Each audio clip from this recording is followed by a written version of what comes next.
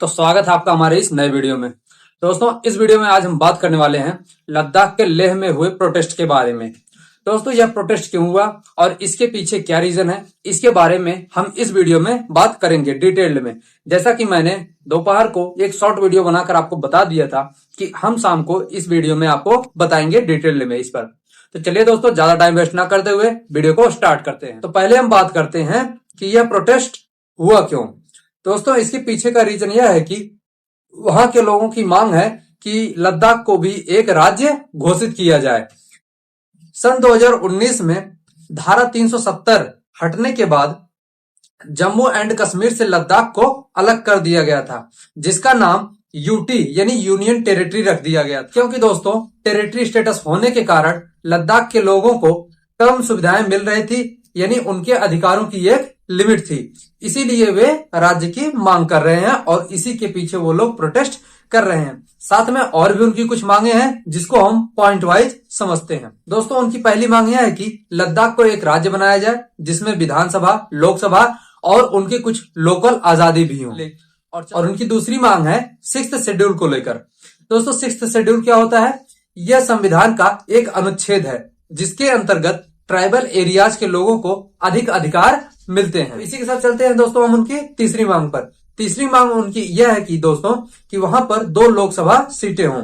2 लोकसभा सीटें इसलिए हो क्योंकि कारगिल और लेह ये 2 अलग अलग इलाके हैं, इसलिए वहां पर 2 लोकसभा सीटें होनी चाहिए। यही उनकी तीसरी मांग है। इसके बाद हम चलते हैं उनकी चौथी मांग। इनकी चौथी मांग यह है दोस्तों की रोजगार और नौकरियों में इनको आरक्षण और सुरक्षा भी दी जाए।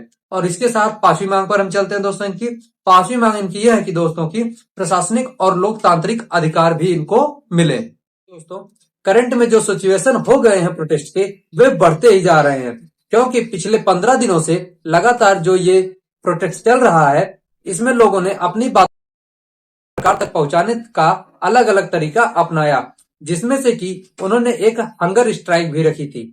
इसकी शुरुआत सोनम वांगचू ने की थी, लेकिन फिर भी यह आवाज सरकार तक नहीं पहुंच पा रही थी।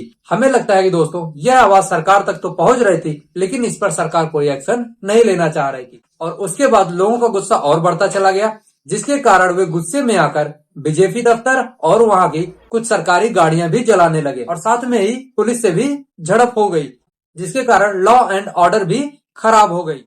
और इसी हालात को कंट्रोल में करने के लिए पुलिस ने लाठीचार्ज, आंसू गैस और फायरिंग का भी इस्तेमाल किया, जिसमें से कि फायरिंग की वजह से 4 लोगों की मृत्यु हो गई और काफी लोग वहां पर घायल भी हो गए हैं गंभीर रूप से। उनको अस्पताल ले जाया गया और इसके बाद भी प्रोटेस्ट शांत नहीं हुआ। और साथ में ही दोस्तों चलिए हम जानते हैं कि इस पर सरकार ने अपना क्या फैसला दिया है। दोस्तों, गवर्नमेंट ने कहा है कि वह लेह अपेक्स बॉडी और कारगिल डेमोक्रेटिक एलियंस से बातचीत कर रही है और साथ में ही हिल काउंसिल को ज्यादा पावर देने, रिजर्वेशन को बढ़ाने और साथ में वहां की लोकल लैंग्वेज को ऑफिशियल बनाने जैसे कार्य कर रही है। और साथ में ही दोस्तों 1800 से ज्यादा रिक्रूटमेंट वहां पर निकाली गई है। दोस्तों, आगे हम समझ लेते हैं कि सरकार ने इस प्रोटेस्ट को शांत करने के लिए आगे क्या एक्शन उठाए हैं।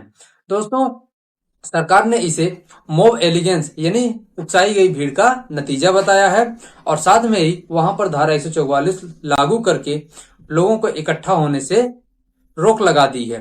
और जहां पर ज्यादा तोड़फोड़ हुई है वहां पर सीआरपीएफ और पुलिस ज्यादातर तैनात किए गए हैं। और आज के लिए इतना ही दोस्तों, फिर हम मिलते हैं अपनी अगली वीडियो में एक नई जानकारी के साथ।